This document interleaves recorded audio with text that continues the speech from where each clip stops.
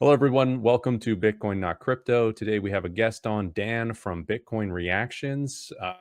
We're going to get into a bunch of different things. You've actually written a Bitcoin book that I'm very curious to know more about. And yeah, just first we'll start with a little bit about how you got interested in Bitcoin to begin with. Yeah, so it's funny because I first learned about Bitcoin back in like 2011-ish, like really, really early on, because one of my friends was buying, well, he was a customer on the Silk Road, we'll put it like that. And the price of Bitcoin, I try and like reflectively like go back on like what it was at the time because I had no idea, but it was something around like $16 or $40 or somewhere in that range. Like who knows what it was exactly. And I kind of thought it was really interesting, but kind of wrote it off. Then people started talking about it. And at first, for about 5 years, I completely just laughed it off. I thought all these Bitcoiners, like, it's just so stupid. But I never actually understood what it was. And sometime in early, actually, I remember almost exactly, I was listening to, it was early 2017, and I was listening to Jason Calacanis, if you know him. Yeah, I Right do. now, he's known as kind of like a Bitcoin skeptic, but he had a news segment where he said Bitcoin hit an all-time high again. And I was like, well, I guess I need to just buy some and check it out, right? And we'll see. I have no idea, but I've been not buying it for 5 years. I'm just starting to get into investing right now. Let's go. So he said the price just hit $2,000. So I said, I can find $2,000 and I can scrounge it up. Uh, so I took $2,000, I downloaded Coinbase, and by the time I opened up Coinbase, it was already like 2,700. And I just said, screw this. But I bought it anyways, just ready for that $2,000 to go down the drain. And I was actually right because 24 hours later, it was like 1900 or 1800 or something like that. And I was like, well, I lost all my money, but I'm just going to keep it, see what happens to it. And then like a month later, it hit 18 or it hit $3,000. And I was in Canada at the time. So not your part of Canada, Montreal, Canada, which is beautiful. But then I was like, well, maybe something's kind of interesting here. So I started researching it and I started watching all these Andreas Antonopoulos videos. And that just kind of got me down the wormhole. And I was like, wow, this is something really special. And it didn't take long for me to get hooked. I think I was hooked within like a week. So what was it that got you hooked through there? Was it like the idea of it being an investment and seeing the price rise, or was it like some technical side of it or some social impact that Bitcoin could It have? was social impact for sure. So obviously, the price going up didn't hurt, but I wanted to know why. And if you've listened to Andreas videos, he rarely talks about the price. He talks about how this is like a revolution in money, and the whole ideas of, screw the banks, like get yourself free. That was all stuff that I naturally gravitated to. I think I have a natural affinity for fighting the establishment. So when I found Bitcoin and it allowed me to do that, I was really, really, really hooked. What about you? I don't actually know. Similar. For me, it was I came into some money and I'd heard about Bitcoin a couple times throughout like 2012, 2016. Bought a little bit, sold a little bit, whatever. Remember go up. But then I came into some money after like a bunch of different things. But and then decided to look into investing and you know I know that it like this was right after 2020, so there's a lot of talk about inflation. So I was looking at investments to outpace inflation basically, which led me to like REITs and S&P 500 and then gold and then Bitcoin, and then I started watching all these sailor podcasts and all sorts of different stuff and just going deeper into it and realizing that this is the best bet to beat inflation from an investment standpoint. And then that began that took me down the road of understanding what money was really and what why there's proponents of sound money throughout time, especially with fiat and really the problems of fiat. So it was just like a cascading effect that led to, oh, this is actually much more than just a way to escape inflation, but it's a way of like actually changing the system, a totally separate monetary system. So Yeah. I'm curious, when you first started buying, you said it in 2020. Did you see a problem? Like, did you already understand that there was inherently a problem with the financial system? Or was that something you had never really thought about? I don't think it was something that I like thought about. I knew it was corrupt. I knew there was something wrong with the way that money worked. I didn't explicitly know that it was because of central bank like money debasement. It was more like um, it's hard for me to put myself back there to think about it, but um, it made a lot of sense when I started learning that like price inflation was a byproduct of the devaluing of currency.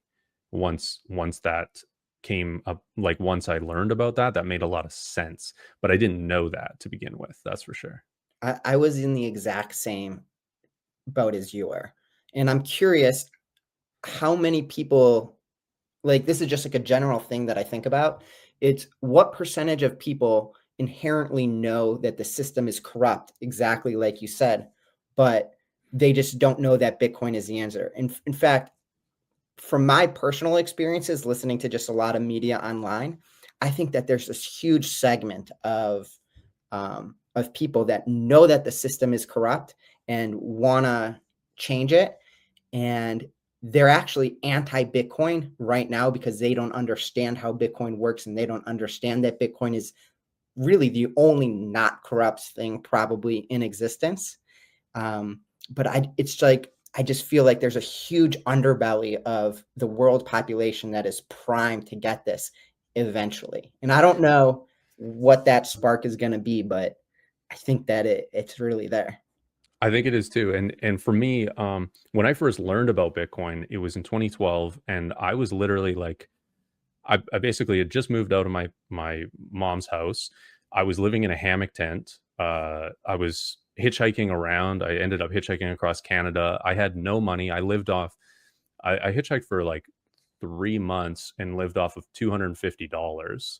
And I went to this random Middle Eastern restaurant that had a Bitcoin ATM, and I was like messing around with it. But I at that time I literally thought like, there's that saying like money is the root of all evil. Like I kind of subscribe to that a little bit. I thought,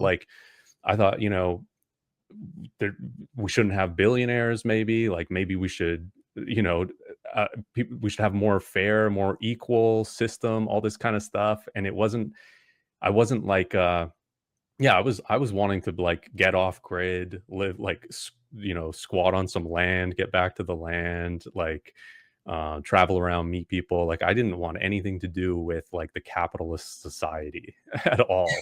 Um, because I thought there was something like totally wrong. And there kind of is, right? But it Yeah. turns out that like I had to learn a lot more about this system that I inherently distrusted.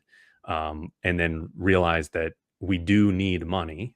We need it to or to solve the coincidence of wants that the barter system creates. And it's a way to store our time and energy that we put in. We create value from working. So we need something like that. And then I just didn't trust what we had for that, right? So I don't know. It's a I think Bitcoin is for everybody, but just not everybody realizes it's for them yet. That's kind of That's a what I feel great like. way to put it. It's for everybody, even if they don't realize it yet. I mean, everyone is gonna be using Bitcoin at some point, and it's really, I almost find it like one of my favorite things, and this is kind of like why I do my channel, is I like going back in time and seeing what are the arguments that people were saying against Bitcoin before. Are they still saying the same arguments now? A lot of times they're making the exact same arguments, but the price is just adding a zero or another zero at the background of it, which makes you think, well, maybe it's not that, maybe there's something else going on to it. And you said something else that was like you wanted to get out of this capitalist system. And I think a lot of people really, really feel that. I think capitalism is itself a really loaded word, because typically on the right of politics, you see all these people saying we need more capitalism, and then people on the left of politics saying we need less capitalism. But the thing is, at least if you go back to like what Adam Smith was talking about in Wealth of Nations, like that sort of capitalism, that doesn't really exist. No.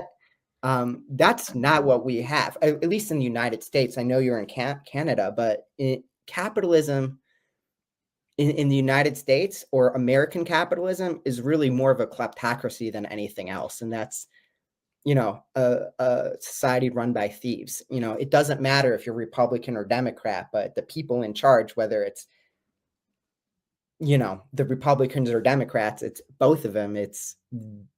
They're all thieves. And I personally, I knew that really early going on. There was a class that I took in college called Scams, Ripoffs, and Bad Deals. And it just like hit me at the soul, because everything is a scam, ripoff, or bad deal, except for Bitcoin. So, Yeah. yeah. Well, if we look at like, socialist ideology, it's born out of this idea of, the everyman or the every person being able to, get what is rightfully theirs, and everybody, shares the load, and there isn't this huge divide. And that is exactly like, that's ideologically like that, makes a lot of sense to a lot of people because they see that as fair. But the way it goes about, it just doesn't create that, right? We've never seen it actually work. And frankly, the incentives that get created in these systems, socialist systems, don't typically work out, because it goes against like people's actual nature and just the incentives of the system, right? So, but I am curious to hear, like, you mentioned the U.S., and I'd say like everywhere, we have this what did you say? Kleptocracy. Yeah, yeah. So Yeah. can you define how that, or what that is, and like how that happens? Like, how are people able to steal when they have power? Yeah, so it's really goes down to like one of the core, and I actually talk a little bit about this in my book, but it goes down to one of the core tenets of humans anthropology, right? It's when people are given power, they become corrupted. And if you've ever heard the term power corrupts, absolute power corrupts absolutely, we're all human, and the core mistake with all of human societies is that we put people in charge. And whenever people get put in charge, they find ways uh, to take advantage of the systems that they're in charge on and use it for themselves. And that's part of being human, I think. And there's, Hmm. prior to Bitcoin, and this is really one of the things that really turned me on about Bitcoin at the beginning once I figured this part out. But with Bitcoin, it is in it is the only system that's not governed by people. It is the it is the only way to have a financial system that you're not putting people in charge. And in every other financial system that we've ever had ever, it's always gotten corrupted, even if the people started with good intentions, because people have been in charge. And even if they started good, like I said, they eventually turn bad. And with Bitcoin, it's just saying we're not putting people in charge. We're making it so nobody has any power. Everyone just has to follow the rules. And for me personally, that's a system that I want to be in, especially considering I'm not one of the people uh, able to take advantage of the system that I live in today. So really, it's a dichotomy, right? It's a choice. I can choose take it, stay in the system that I'm in, stay in the financial system that I'm in, and get taken advantage of, get screwed over, or move to the other financial system, which is Bitcoin, and don't get screwed over. And it's a really easy choice. And the results, I mean, I started investing in 2017, so the results kind of speak for themselves. Right. And it's easy to like audit the rules of the Bitcoin network, because it's like the network, the Bitcoin network is holds all the power basically because it can't be changed easily, at least. Um, and we know what those rules are. We can look at them. We can read the white paper. We can see any updates. We can look at what Bitcoin is. The rules of the other monetary system that we participate in, like the U.S. dollar or the Canadian dollar or whatever, the banking system, everything. Uh, it's almost like the complexity is there so that you have to give someone else power because you're delegating the responsibility of knowledge, because people go to school for years to understand one specific point of the fiat system. Um, it's it's a system that is so complex that it's hard to even understand for anybody, and it kind of creates these power positions. You're absolutely right. And you add on to the fact that not only does the complexity make it not very transparent, but they actually make it physically opaque too. So even if you wanted to understand it, you can't do that. It's Right. really funny. So in my book, I have the 8 rules of Bitcoin, right? And transparency is the third rule. It's Bitcoin is transparent. Bitcoin is open to everyone. So that's Yeah, rule three. The that's Bitcoin is rule open to 3. anybody. It's even open to your enemies, right? That's part of what makes it good, in my opinion, is Yeah. that that literally anyone can use it. There's no permission needed, really. And it's not only anyone, it's if robots come along one day, like AI starts being sentient, they can use it. If aliens come down from the sky, which I hope they don't, but they could use it too. It's really open to everyone. And I think that that's really cool because just part of my ideology growing up, I hated the idea of uh, either not being able to do something because it wasn't open to me, or I don't like the idea of blocking someone else from living their best life either. So that kind of fits in really, really good with my ideology. Yeah, yeah, it makes sense to me too.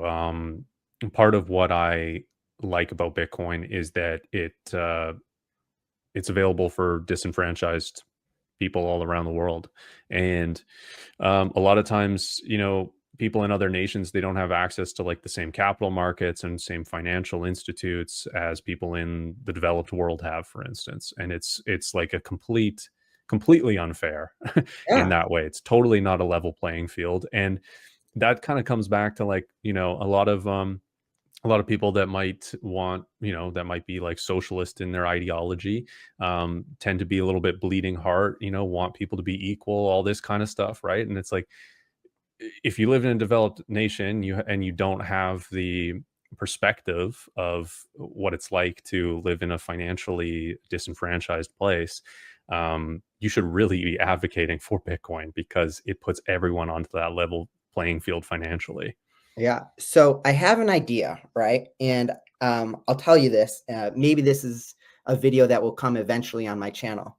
But one of the things I wanted to do was create a debate. And I don't even care what side of the debate I would be on because I think I could argue both sides really, really, really well.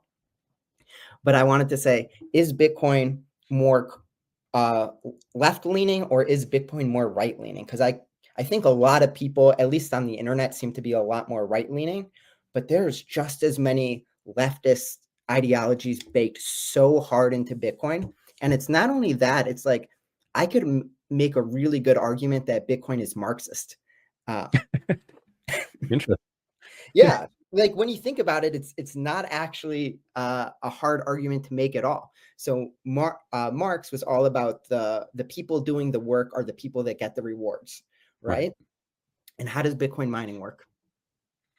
Yeah, the proof of work, the miners that mine it get the result. Yeah, the core aspect that makes Bitcoin Bitcoin, like Bitcoin mining, that is the most Marxist technology of all time.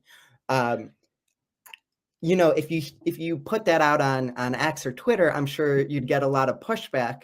But it's really true. Yeah, and it's a fascinating thing. and I think most people would just like without calling it a specific ideology, most people would just call that fair. Yeah, right. Totally. Yeah, it's not like every single idea that socialism has created is terrible, right? And people should be fair and people should see results from their work, right? So yeah, it's I don't know. People definitely put themselves in a camp and don't see outside of that. So yeah, Yeah. I'm curious to go a little bit more into those eight rules of Bitcoin. Do you want to go through them? Yeah, let me give before I'll tell you all 8 rules, but before I Okay. do, I just wanna give, like, the context, is the core point of my book, right? My book is called "What is Bitcoin? Your First Step Down the Rabbit Hole," meaning that this book was written for people, that don't know anything. I tried to write it for me back in early 2017, 2016 when I was really curious about Bitcoin. So I go a little bit into the technology, but the main point of my book, right, is that describing Bitcoin as money is probably, at least for me at that point in my life, was not a good strategy to communicate what Bitcoin is. And the reason why is because if you think about money, right, if you say, oh, this is the money of the future, or this is digital money, then you immediately start asking questions in your head. Well, digital money, well, uh, we already have digital money. I use a credit card. You can say things like, it's digital money. Well, who's using it? It's realistically, I can't go to the store down the street in the United States and buy something with Bitcoin. Maybe you could argue you can, but for the most part, if you say, "Hey, can I pay in Bitcoin?" most people would look at you funny. So I say, instead of describing Bitcoin as money, let's describe it as two things at the same time. Bitcoin is one, a financial network. That's the Bitcoin network. It's an entire financial system. And two, there's a currency inside of the Bitcoin financial system, and that's also called Bitcoin. And I really split those two things out. And when you think about it, I think being a financial system is a lot more of a accurate way to describe Bitcoin because it's responsible for enforcing and creating the rules. It's responsible for creating the money supply, which is the Fed. It's responsible for being able to store your wealth, which is the banks. It's responsible for being able to move the money and make payments, which is credit card and Visa and Venmo and all those companies. So when you really look at it as a whole, I think being described as an entire alternative financial system that's fair is maybe more of a better explanation than Bitcoin is money. Not that Bitcoin is money is wrong, because Bitcoin is money is a true statement, but it's a lot more than that too. Yeah, that makes a lot of sense, and I think that's why a lot of people talk about, you know, buying and holding Bitcoin is like being able to buy a piece of the internet, and it's because it's like the Bitcoin network is infrastructure. It's financial infrastructure, just like how um, some internet protocols are like what the internet that we see today is built on top of. So that's and then Exactly. it, but you can't buy or you weren't able to really buy a piece of like the internet itself. You had to buy companies that ran data centers or social media or sell things on the internet. It's like all these things on top of Bitcoin, whereas or on top of internet. But Bitcoin, you can actually it creates its own. Well, there's a money or like a token side to the infrastructure of this new financial rails, kind of. Exactly. Yeah. I couldn't have said it better myself. So with that context of that's what Bitcoin is. Um, I I said, well, Bitcoin is a financial system, right? So what makes Bitcoin as a financial system different than all the other financial systems that we're living in? And this is where I come up with the core 8 rules of Bitcoin. And I'll just read them out. Yeah. One, Bitcoin is open. We already talked about that. Bitcoin is open to every single person all over the world. In comparison, no other financial system is open. Even in the United States, it wasn't until the 1970s, I think, maybe later, that women had the right to open a bank account by themselves. If you were a minority or even before, obviously bad things were happening to you, but you were disenfranchised um, by the financial system as well. Even today, if you are an undocumented immigrant, you don't have the papers to get a bank account. Another reason why for the left side of society, they might say that Bitcoin is more progressive than not. So Bitcoin is open to everyone, and not only that, but I was just using like the United States financial system. Other financial systems are worse. We're probably the most open. Yeah. Right. Um, so that's rule number one. Bitcoin is open. Rule number two, Bitcoin is neutral. What does that mean? It's fair. It's the only one that treats everyone the exact same way all the time. Nobody has more power. That's, I think, the part that got me hooked on Bitcoin. It's fair. It's neutral. There's no one that can screw the system. Rule number three, it's transparent. Exactly what we talked about. Rule number four, Bitcoin is borderless.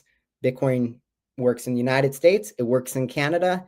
If you go to Kenya or Mexico or Cambodia or Australia, it'll work there too. It works the exact same for everyone. As anyone that probably follows your channel already knows, other financial systems are not borderless, and there's a lot of issues getting money from one place to another. Big time. Yeah. Number five, Bitcoin is permissionless. When you have your Bitcoin, you get 100% control over it. There's no banks telling you what you can or can't do. There's no ability to freeze an account. There's no clawbacks. It's your Bitcoin. Number six, Bitcoin is immutable. Once something happens on the Bitcoin blockchain, it's happened. You can't go back. I didn't even hear, did Ethereum roll back or did they decide not to? They decided not to, but I don't know why that matters. They rolled back in Not to again. 2016. Yeah, not to again. Yeah. But if you're in the United States or Canada, it's not immutable. There's clawbacks. Ask anybody that has that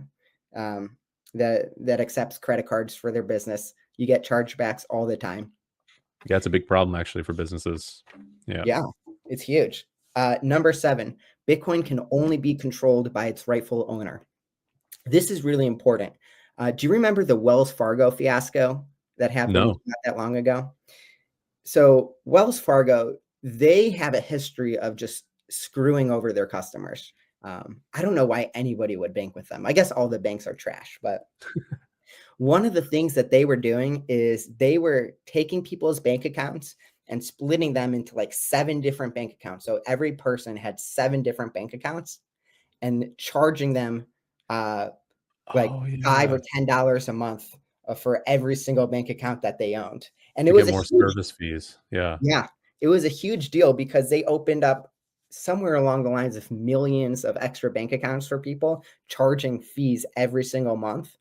And they ended up getting sued for like billions of dollars. But I did the math at some point, and even with getting sued for billions of dollars, they ended up making bank. Like, what's the point of getting sued for $1 billion if you make $2 billion in revenue? It's at that point, they're just incentivizing them to do it again. Right. And Right. it would be juicing their numbers too every quarter, like their earnings. It would, that's part of their financial statements to seeing like new opened accounts. I mean, it's like total fraud. That's It, it, crazy. yeah, it's not even like total fraud. It is total fraud. Yeah. It's terrible. But the reason why they could do that, right, is because they controlled your dollars. Right. With Yeah. Bitcoin, you control your Bitcoin. It is 100% yours. So that Wells Fargo fiasco just cannot happen. Mhm. Um, but even more than that, just in terms of like fractional reserve banking, where you think that your dollars are in the bank account and they're not actually at the bank account at all. We could Mhm. talk about that more later, but yeah, your dollars are being used by other people. They're not being stored by you. Like, you have Yeah. no control over them. So with Bitcoin, that's a big difference. And 8, Bitcoin has a predefined monetary policy. Um, Everyone here knows listening, Bitcoin has 21 million units. To me, the 21 million units is actually less important. I think that even if there was some sort of, ever inflating monetary policy where it just keeps on getting inflated by lower numbers over time, it wouldn't really care. I know a lot of people will disagree with me, but it's more the fact that Bitcoin, they've decided what their monetary policy is going to be, and they've stuck to it, and nothing can change it. And the fact that it's predictable, and we all know what it's going to be. And I guess it goes back to being transparent with us. That's really the really important part to me. And when you look at the hard limit of 21 million, making a hard money standard, maybe that is one of the things that really made Bitcoin grow and special, and one of the things that really made Bitcoin into what it is today. And if that's the reality, then that's fine. But to me, the important part is just that it has a predefined monetary policy and it's sticking to it. And it happens to be 21 million. Right. Yeah. The number, it doesn't really matter, but the monetary policy staying the same allows, it's like that measure. It's like people talk about how the fiat system is like a broken ruler. Like we use fiat to value everything else, but we actually have no idea how much US dollars there are. Mm-hmm. And it's ever inflating, and it changes in its policy depending on what the Fed decides to do. Whereas with Bitcoin, we know its issuance, we know its max supply.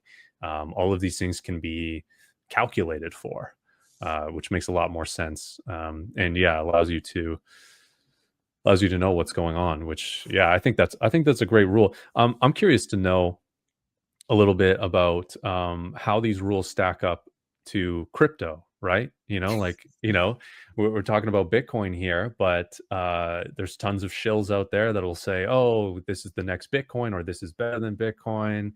This coin is going to revolutionize whatever. Um, are these things what makes Bitcoin important, and why doesn't this apply to other cryptocurrencies, or Yeah, where do they fail? that is such an amazing question, and I almost feel like I paid you to ask me that question. I didn't. This is completely unpaid. But the final chapter in my book is Bitcoin versus crypto. And before, it's so funny. I just had this argument with my mom. Uh, she hates whenever I say Bitcoin, not crypto, because to her it's really all the same thing. She's like, Bitcoin is crypto. What are you talking about? And there's an entire society of people that don't know any better, or that say that legitimately think that they're the same thing, right? So for this conversation, even though you're 100% right, let's pretend that that we're talking to people that don't know the first thing about Bitcoin. Hmm. And so, how does Bitcoin compare to every other cryptocurrency, not named Bitcoin? Because yeah, I know a lot of people really get stuck on that. But anyways, so I have an entire section of my book where I say what we should do is, if you want to evaluate any other cryptocurrency, or if you want to evaluate anything in the crypto ecosystem, right? Use those 8 rules as a framework. And one of the interesting things that I did, or that I specifically didn't do in my 8 rules of Bitcoin, I didn't talk about things like decentralization. I didn't talk about things like blockchain. I think that those are buzzwords that really do more to confuse people than to help explain things to them. But I actually say, I'm not going to tell you what to think about other cryptocurrencies or crypto. I'm going to just give you my framework of follow these 8 rules and compare them to any other cryptocurrency. And I actually do that in my book to Ethereum. So we can go down the list of saying, is Ethereum open? And the answer is no, not really. It's open for everyone to use as a customer, but the mining process of it, they don't even mine anymore, but the validation process of it isn't really open to everyone. You have to have a certain amount of Ethereum, which costs a lot of money. It's there's physical limitations to being able to validate the blockchain yourself. So is Bitcoin open? No.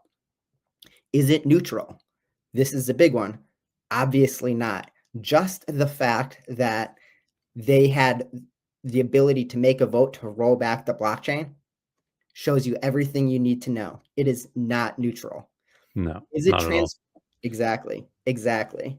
Is it transparent? The blockchain in Ethereum itself is transparent, but what about that decision-making process that Vitalik was going through with the rest of his board?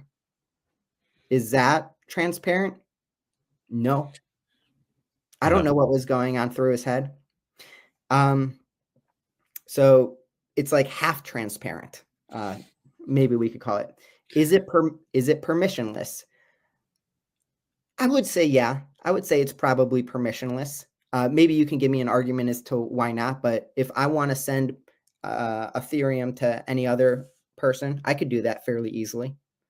Has there been because I know like if you're using Tether, they've been compliant with like the US for like depending on who is sending it back and forth. I'm not sure if that's happened with ETH or not. Not to my knowledge. Yeah, I could be wrong. Someone in the comments explain that I'm wrong, but you don't have to fail on every single one of these to of know that it's course. a bad system. So I'm Right. going to give Ethereum the benefit of the doubt. It's borderless and it's permissionless. Sure. I'll give it there. Is it immutable? Mostly immutable, but as we just said, like they've already had one huge rollback and they can't do it again. It's really not immutable. If especially if you're going to be if you're going to want to use it for the types of things that a nation state is going to want to use it for. It's not immutable. Can it only be controlled by its owner? This one's a little bit tricky because if you're using a standard HD wallet with Ethereum, chances are it's probably only going to be able to be controlled by you. But if you're using any one of these major smart contracts that have been proven to have a lot of what's the word, hackable parts of them, Yeah. no, people can use your Ethereum. People can steal it from you. No. And then does Ethereum follow a predetermined monetary policy? Absolutely not. I actually go through a list. I can't even remember because it's not worth remembering how many times Ethereum has changed its monetary policy, but it's a lot. It's like half a dozen or maybe more. So It's a lot. Yeah. yeah, So it really doesn't compete on the concept like Bitcoin. These concepts make it in my eyes perfect or maybe near perfect, I guess if you wanted to give it a little leeway, money. So Ethereum doesn't compete with Bitcoin in this space because it fails, 6 out of 8 of these completely, yeah. right?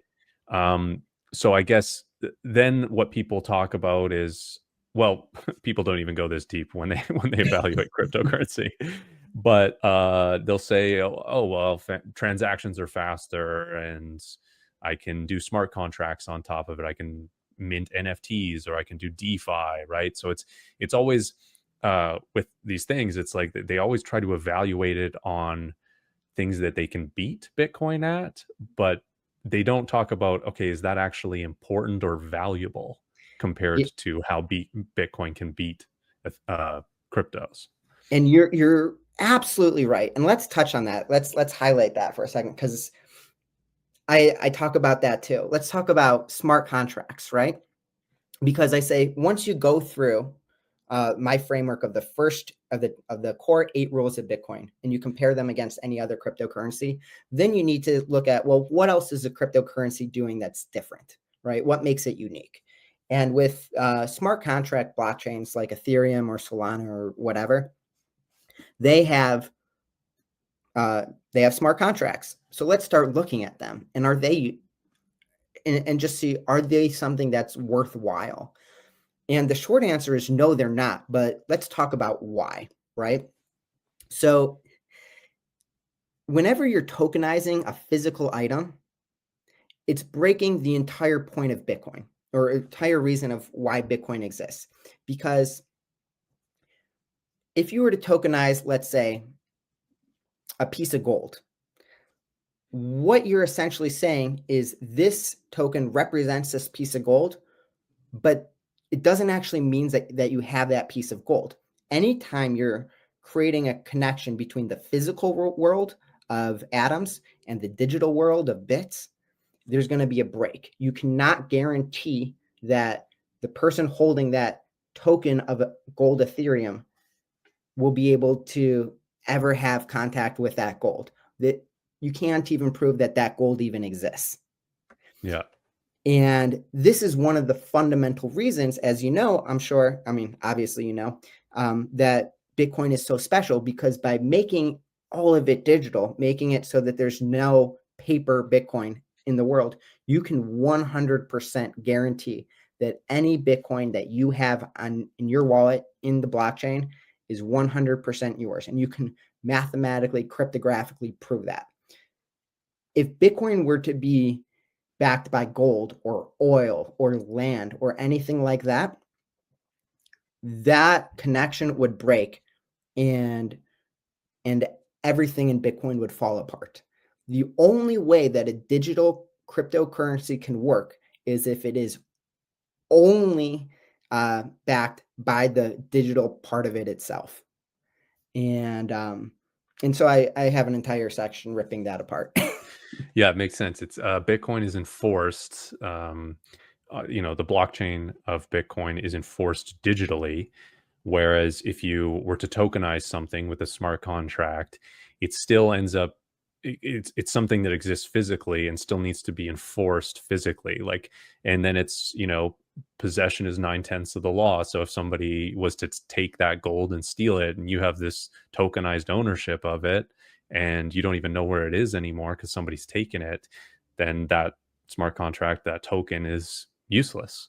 And yeah, Exactly. it's arguably useless anyway. It's the same as a paper certificate. It's just digitalized, and anybody can see it because it's on a public ledger, and it's been somewhat decentralized depending on the blockchain it's on, but that really doesn't mean anything because it's separated digitally and physically. And if you were, let's say, Peter Schiff, right? How would you argue against that? Like, what would you say is, well, it's okay because, like, it's okay to have representations of tokenized gold, because why? Like, if you were Uh, Peter Schiff. I've heard him talk about this, and he says because Brinks has been able to transport gold, and gold smelters have been trustworthy, and you these people deserve. Basically, he says that certain people deserve trust, and that we can trust them with the physical gold. And That's who ultimately what it comes down to, I probably think. deserves the most? I mean, I'm not saying that we feel this, because we probably feel the opposite, but who would most people say deserves the most trust? A big custodial bank, I suppose, Or like the probably. United States government, they're the biggest. It's the Sure. government. They can't be backed down. Are you familiar with Operation Vide Gusset? No. So this is um, 1944, right? We had Bretton Woods Agreement, and the entire world decided to go on the United States gold standard, meaning that the United States had all this gold, and they were going to create dollars, and that they were going to have dollars, all the international dollars backed in gold. Fun fact, it wasn't backed by gold for United States citizens. Oh, really? I didn't know that actually. Yeah, so the United States was on a hybrid system. Nobody ever talks about this, and I think they should. So in 1944 to 1971, the United States was on a hybrid system. It was, if you were a United States citizen, you had gold or you had dollars, those dollars were not redeemable for gold. If they were international dollars and you were a country, you could redeem them for gold. Hmm. So the United States starts working their magic, and they get to be the world reserve currency, and all the other currencies are pegged to the United States dollar, which is pegged to gold, at least for those things. And the United States government at the time, this is in our heyday, right? This is when we were the most powerful relative to other countries. They were breaking the trust. They were printing all these dollars that they didn't have the gold to back. And people were beginning to realize this. So Charles de Gaulle in the early 1960s, I want to say 1963, but somebody can check me if I'm wrong. He started an operation called Operation Vide Gousset. It translates to Operation Empty Pockets. And basically, he knew that the United States government was making a whole bunch of dollars that they couldn't cash. So he started repatriating all of this gold from the United States and Britain, who had some, over to France because he was trying to help his country. And he did that for 6 years. And eventually, there was a stop, but the United States hit a snag in the economy in the early 70s. And France was like, we want the rest of our gold. So what France did is they sent a warship down to New York Harbor to collect the gold from the Federal Reserve there, and that's when Nixon had to Go off cut. the gold standard. Exactly, that's when Yeah. Nixon had to go out the gold standard. But Operation Vide Gousset, that's basically just a sign that no matter who you are, even if you're the most important, trustworthy organization in the world, you can't be trusted. Yeah, and it's interesting. Yeah, you pointed out, the most trustworthy custodian basically of something like that we would value like gold would be the US government, and that's because it has the US military behind it. And it's really, like the physical world needs to be enforced physically, right? And they have the Mhm. most physical power projection being the biggest military. And I guess I wanted to just see if you could draw some parallels to how Bitcoin works and how the hash rate is almost like a way of securing the Bitcoin that's on the network. Yeah, absolutely. So basically, take a step back for anyone that's unfamiliar. But the hash rate is essentially the amount of computers or the amount of energy being spent to validate the Bitcoin network. And right now, it is at some ridiculous number. If you are anti Bitcoin, you probably have said something along the lines of it uses up the entire energy of Argentina or some country. The country is getting bigger every day, right? But what that really is saying is that, or the way that I think about it, is that energy is like a giant bodyguard that is making sure that nobody is able to hack the Bitcoin network. Because if you wanted to adjust and manipulate the Bitcoin network to work on your rules, or if you just wanted to like hurt it, you would have to be able to create enough energy to beat the rest of the Bitcoin network that is acting fairly. And that's essentially impossible to do. But there's another key, right? And I think I've heard Jack Mallers talk about this. Um, but basically, when something is backed in energy like this, you can try to break it. Let's say the United States government really, really, really hated Bitcoin and they wanted to do everything they could to stop it. And they were able to get a whole bunch of energy, create like 1,000 new nuclear reactors to try and combat Bitcoin. Let's say that they were going to try to do that. If they failed, what that means is that all that time and energy that they used to try and break the Bitcoin network and were unsuccessful doing so, all that time and energy would be unrefundable. It would be gone forever. And this is where there's a really big difference between the likes of Bitcoin and any we'll call it proof of stake token, right? Because if you are able to get enough of these proof of stake tokens, hypothetically, you can um, you can break the chain, right? You can, let's say you can do a 51% attack if you want 51% of the Ethereum or Solana or whatever. But in those types of situations, if you fail to get to 51%, you still have all of that other asset. Like you didn't really hurt that much. It If didn't cost you anything. Exactly. It's like you're fighting against the dummy. You're fighting against a doll that's not fighting back. With Bitcoin, if you're going to try and attack it, which is really not a smart idea, but if you're going to try, you're going to have to face the repercussions. And there's really no repercussions with attacking any other system. So not only does it stop you from, not only does the Bitcoin mining and the Bitcoin hash rate stop people from attacking Bitcoin, it makes it so even if they try, they get punched back. And I think Yeah, that's really cool about Bitcoin. It can defend itself. It's really sturdy algorithm.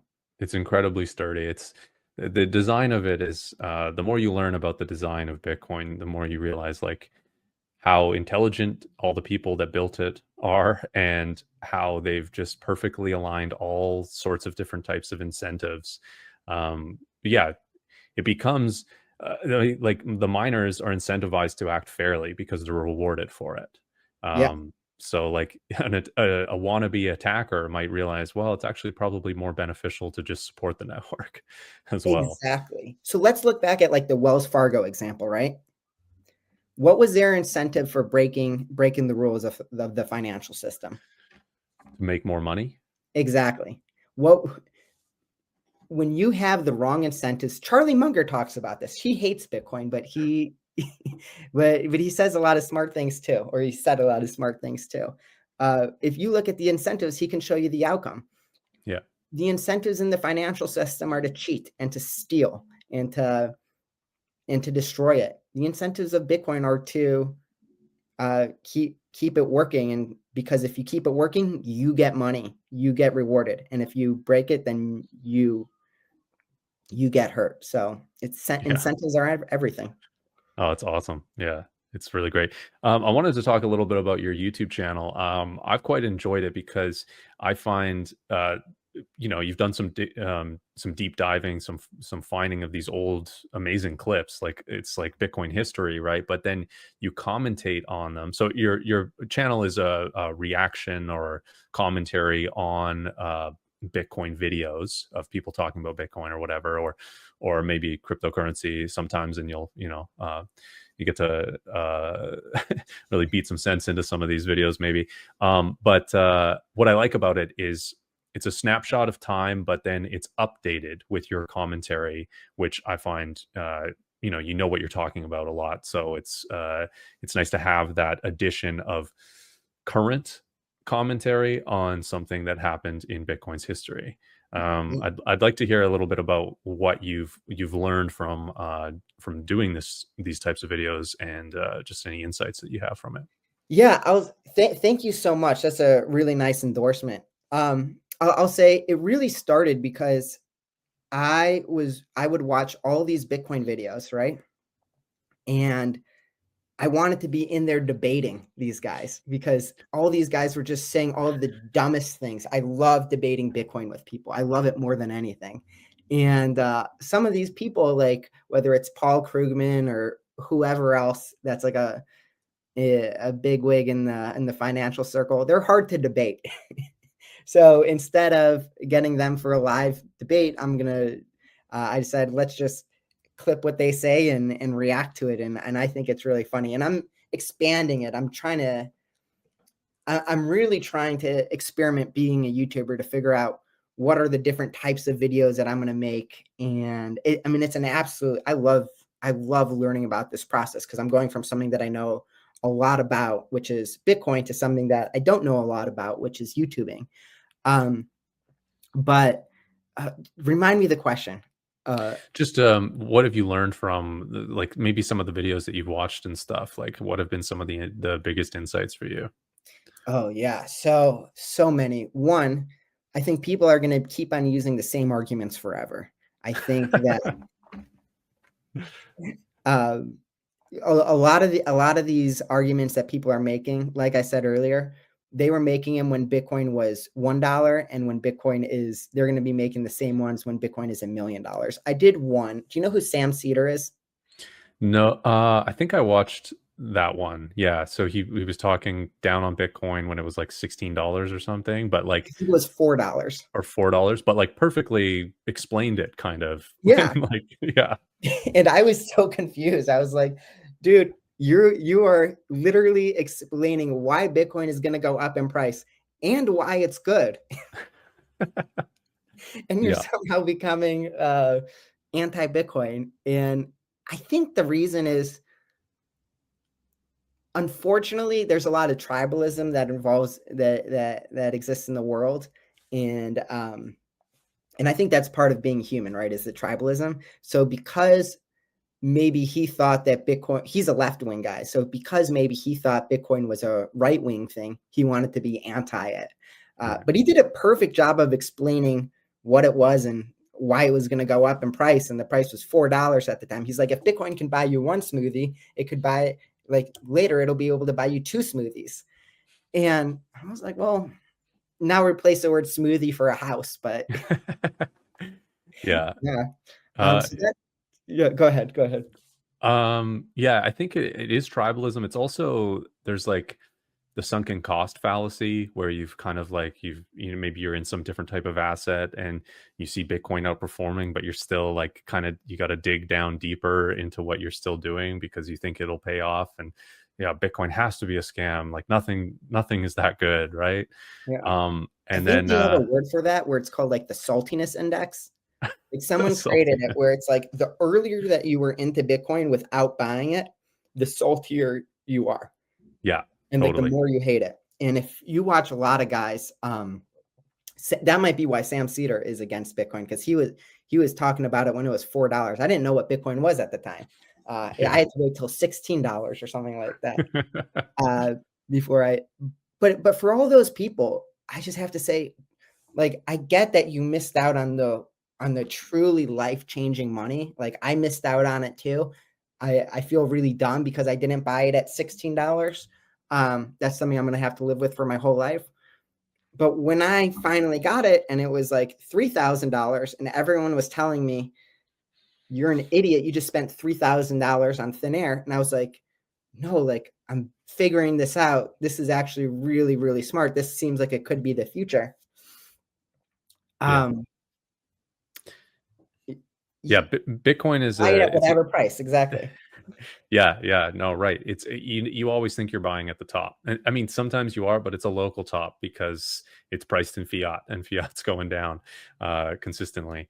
And it's yeah, Bitcoin's an ego test as well. Like you have to humble yourself. You have to recognize where you've been wrong about it. I mean, a lot of people are skeptical of it right away, which is probably a good thing. It's good to be skeptical. I But agree. you got to look, the deeper you look, the more you realize, okay, there's really something here. And there's a lot of smart people that have figured it out before me. And maybe I should hear their arguments for it and begin listening. I have a question. Did you ever have an anti-Bitcoin face? Anti-Bitcoin. I actually, no, I didn't. I understood. I, I had a limited understanding of Bitcoin as digital gold at a pretty early age. Much before I even bought it, I kind of understood like, oh, this is like, and it's just conceptually. I mean, Bitcoin is not digital gold, but conceptually, it can be defined that way in a very narrow sense. So I thought it was a good idea. I just didn't have any money at the time, and I was not interested in investing and anything like that. So I never actually went through that phase of being against Bitcoin. I was pretty open to it right away. That's really cool. I wish I could say the same. Well, that Pocketbook, just I wish they could say the same. Yeah. that probably just shows my that I was naive about a lot of things at that time, right? Um, because I didn't know why I should have been skeptical of something like Bitcoin. Because there were a lot of things before Bitcoin that failed. There's a lot of things around Bitcoin that are total scams. Not Bitcoin itself, but all the other cryptocurrencies are either vaporware scams or unregistered tech companies. So and I didn't really consider all that. I just thought, yeah, the digital currency, it has a fixed supply. It gets, there's a cost of production. It's very similar to gold, but it's a digital type of it. That was kind of my basic understanding at the time. So if you, and I'm sure you are the Bitcoin guy in your friend group, and yeah, Oh we yeah, all are, right? yeah, So when people reach out to you and say, "Hey, Forrest, I have this question about Bitcoin. I don't really know anything, but I understand that you know a lot about it. What are the first things that you try to do that you trying to get through their head? Like, what are the first things that you want to explain to them? Um, the first thing I start to do is ask questions. I definitely do not right away data dump on them about all the great things about Bitcoin. I ask them, okay, well, what is your understanding of Bitcoin? What is your understanding of money? What is money? I start asking these kind of questions, and then I tailor my answers depending on their answers. Yeah, and I tailor what I tell them about Bitcoin in that way, because you kind of have to be selective. Bitcoin is such, it's in your book, first step down the rabbit hole. The rabbit hole is very a long, Mm-hmm. dark, very expansive rabbit hole. It's complicated, it's complex. And I also try, if I know the person, I'll talk about aspects that I think will align with them. If they're an environmentalist, I'll talk about how Bitcoin mining is 57% renewable energy, and it incentivizes more renewable energy, and pays people to build infrastructure that is cheap electricity. And maybe I'll talk about how the more energy that a nation has, the better their people are. That might be a hard sell, but it's something that I would be, maybe go into to some Can you degree. touch on that? Because I agree with you, and I try to explain this to people all the time. I have a section of it in my book, but I want to Mhm. hear you explain it. Just talk about how the more energy we use is a good thing, and that is not anti, or that is not pro like high carbon outputs. That is not pro anti-environmentalism. It's we use energy. I want to hear it in your words. We use energy. We use energy as humans, and the more energy we use, the more capable we are to create. And that means really simple things. That means, we can create more of a family if we have more energy. It means we can create better technology into the future from energy, and it elevates our living standard. Um, that's essentially what energy does, right? It builds our living standard. You can think about, I mean, you can look at it as simple as what a solar light bulb will do for a family that doesn't have any electricity. It allows them to stay up later, to work more if they wanted to. It allows them to read at night, which will elevate their education, allow them to learn faster, because they're not limited to only the daylight hours. It can really be as simple as that, and that is such a small amount of energy.